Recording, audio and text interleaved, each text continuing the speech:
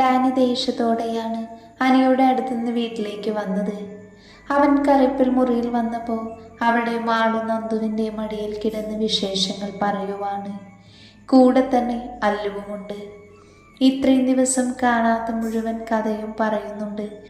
മാളു നന്ദുവിനോട്. ആരും എണീറ്റിട്ടില്ലായിരുന്നു. നന്ദുമെല്ലെ അവളുടെ തലയിൽ തലോടുന്നുണ്ട്. അത് കണ്ടതും ഡാനിയുടെ മുഖം ഒന്നുകൂടെ വീർത്തു. നന്ദുവിൻ്റെ ശ്രദ്ധ തന്നിലേക്ക് തിരിക്കാനായി അവനൊന്ന് ചുമച്ചുകൊണ്ട് റൂമിലേക്ക് കയറി. എന്നിട്ടും അവർ ഒന്നും കേൾക്കാതെ അവരുടെ സംസാരത്തിൽ മുഴുകിയിരിക്കുവായിരുന്നു. അത് കണ്ട് ദേഷ്യം വന്ന ഡാനി അവിടെ ഉണ്ടായിരുന്ന ചെയർ കാലുകൊണ്ട് തട്ടിത്തെറിപ്പിച്ചു. ചെയർ മറിയുന്ന ശബ്ദം കേട്ടാണ് നന്ദുവും കൂട്ടരും സംസാരത്തിൽ നിന്നും ശ്രദ്ധ തിരിച്ചത്. മറിഞ്ഞു കിടക്കുന്ന കസേരയും ദേഷ്യത്തോടെ നിൽക്കുന്ന ഡാനിയെയും കണ്ടതും നന്ദുവിന് വല്ലാതെയായി.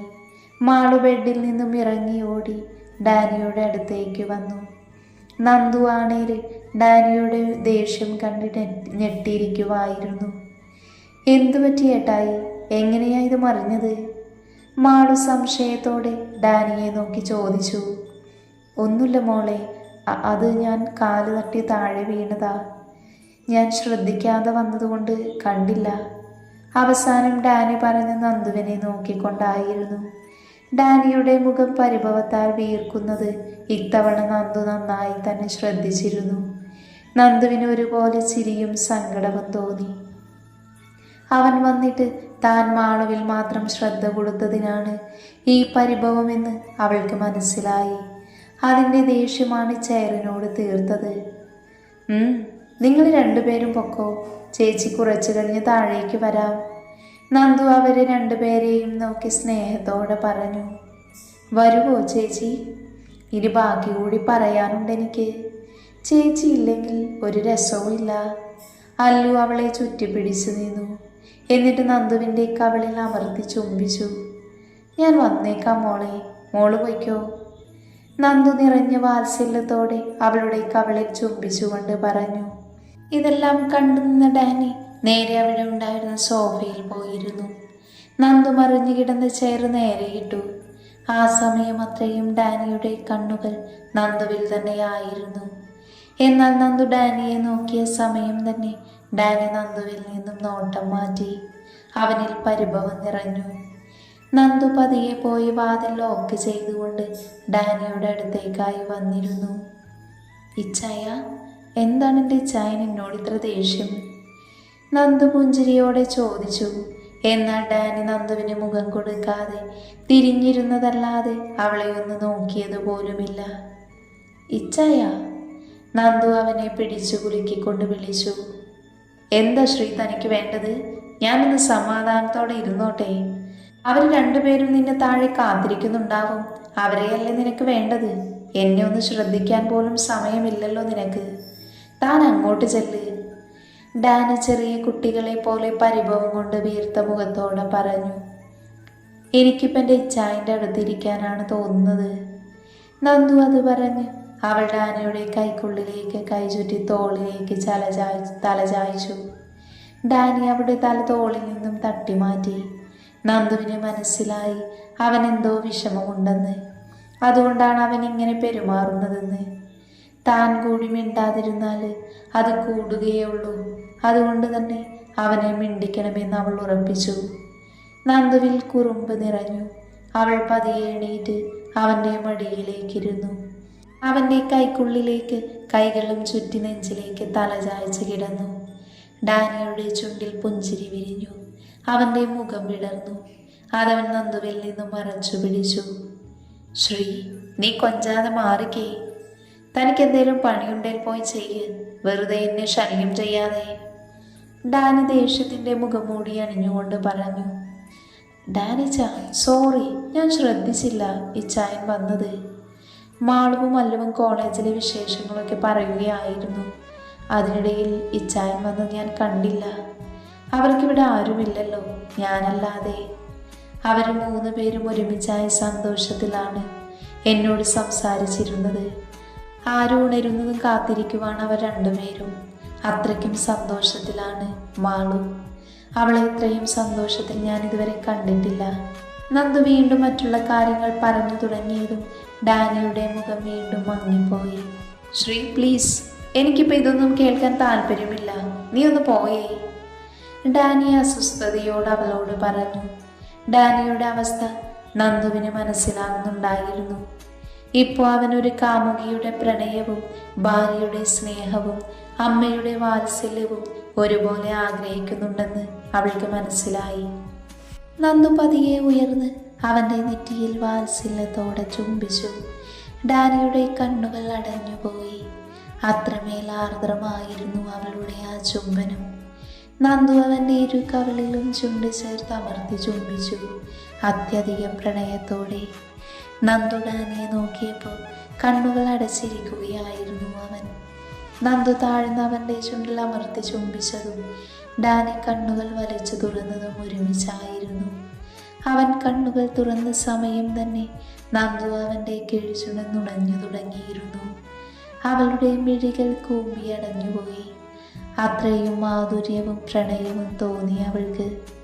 ഡാനി അവളെ തന്നെ ഉറ്റു നോക്കിയിരുന്നു. അത്രമേൽ പ്രണയത്തോടെ തന്നെ ചുംബിക്കുന്നവളെ കാണി അവൻ്റെ കൂമ്പി അടയാൻ വികൃത കാണിച്ച കണ്ണുകളെ അടയാൻ അനുവദിക്കാതെ അവളുടെ പ്രണയത്തെ ഒപ്പിയെടുക്കുന്ന തിരക്കിലായിരുന്നു അവൻ. അത്രത്തോളം അവനും ആ ചുംബനം ആസ്വദിക്കുന്നുണ്ടായിരുന്നു. അവൻ അവളെ തിരികെ ചുംബിച്ചില്ല. അവൾക്കായി അവനെ വിട്ടു നൽകി. അവളുടെ പ്രണയപൂർണമായ ചുംബനം മുഴുവനായി ആസ്വദിക്കാനായിരുന്നു അവൻ അങ്ങനെ ചെയ്തത്. നന്ദു ആവേശത്തോടെ ഡാനിയെ ചുംബിച്ച് നുണഞ്ഞെടുത്തു. അവൻ്റെ മീശരോമങ്ങൾ അവളുടെ അതരങ്ങളെ കുത്തി നോവിക്കുന്നുണ്ടായിരുന്നു. പക്ഷേ അതൊന്നും അവളുടെ ചുംബനത്തിന് തടസ്സമായില്ല. അത്രമേൽ ആ നിമിഷം അവൾ ആഗ്രഹിച്ചിരുന്നു അങ്ങനെ ഒരു ചുംബനം. പിന്മാറാൻ തയ്യാറാകാതെ അവൾ അവനെ ചുംബിച്ചുകൊണ്ടിരുന്നു. അവളുടെ ചുംബനത്തിൽ ഡാനി അവൻ്റെ വിഷമങ്ങൾ മറന്നു. അവളോടുള്ള പരിഭവം മറന്നു. അവളോടുള്ള പ്രണയം മാത്രം നിറഞ്ഞു നിന്നു. ശ്വാസമെടുക്കാൻ തീരെ കഴിയാതെ വന്നതും നന്ദു ഡാനിയിൽ നിന്ന് ചുണ്ടുകൾ പിൻവാങ്ങി. ഇരുവരും ഒരുപോലെ കിതയ്ക്കുന്നുണ്ടായിരുന്നു ആ സമയം. നന്ദു ഡാനിയുടെ നെഞ്ചിലേക്ക് ചേർന്ന് കെട്ടിപ്പിടിച്ചിരുന്നു. ഇരു കാലുകളും ഡാനിയുടെ അരക്കെട്ടിൽ പിണച്ചു വെച്ച് അവനെ മുറുകെ പുണർന്നു നിന്നു. ശ്രീ, നീ എന്നോടൊപ്പം എന്നും ഉണ്ടാകില്ല പെണ്ണേ, എന്തിനും എൻ്റെ കൂടെ ഉണ്ടാവില്ലേ നീ? ഡാനിയുടെ ചോദ്യത്തിൽ നന്ദു സംശയത്തോടെ അവനെ നോക്കി. എന്തിപ്പം ഇങ്ങനെ ചോദിക്കാൻ? അതിനു മാത്രം എന്ത് സംഭവിച്ചു? എനിക്ക് പേടിയാണ് ശ്രീ. സ്നേഹിച്ചതൊന്നും എൻ്റെ കൈക്കുള്ളിൽ നിന്നിട്ടില്ല. തട്ടിപ്പറിക്കാൻ ഒരുപാട് പേര് ചുറ്റുമുണ്ട്. അതുകൊണ്ട് പറഞ്ഞു എന്നേ ഉള്ളൂ. ഡാനി സങ്കടത്തോടെ നന്ദുവിനോട് പറഞ്ഞു. ഇച്ചായ, ഈ നന്ദുവിൻ്റെ ജീവൻ്റെ അവസാന ശ്വാസം വരെയും ഇച്ചായൻ്റെ കൂടെ തന്നെ ഉണ്ടാകും. ഒരിക്കലും വിട്ടുപോകില്ല ഞാൻ. നന്ദു ഒത്തിരി പ്രണയത്തോടെ പുഞ്ചിരിയോട് അവനോട് പറഞ്ഞു. അത് കേട്ട് ഡാനി ഒന്ന് പുഞ്ചിരിച്ചു. എന്തായാലും എനിക്കിഷ്ടായി കേട്ടോ. ഡാനി കുറുമ്പോട് നന്ദുവിനോടായി പറഞ്ഞു.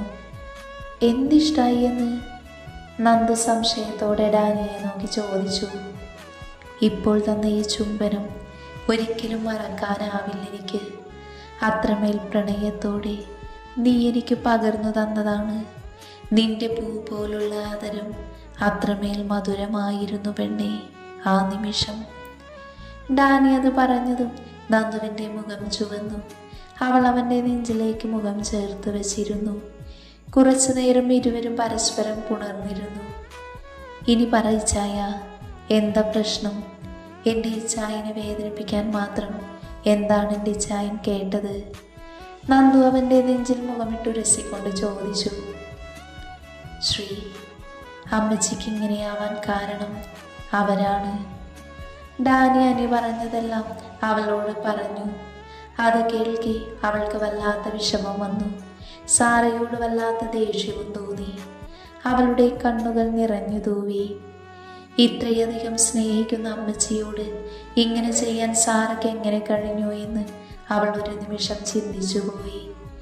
ഗർഭിണിയായിരുന്ന ഡാനിയുടെ അമ്മയെ കൊല്ലാൻ മനസ്സുണ്ടായ അവർക്ക് എന്തും ചെയ്യാൻ കഴിയുമെന്ന് ഒരു നെടുവീർപ്പോടെ അവൾ ഓർത്തുപോയി. ഇച്ചായൻ വിഷമിക്കാതെ. അസുരന്മാർ പന പോലെ വളരുമെന്നല്ലേ പറയുന്നത്.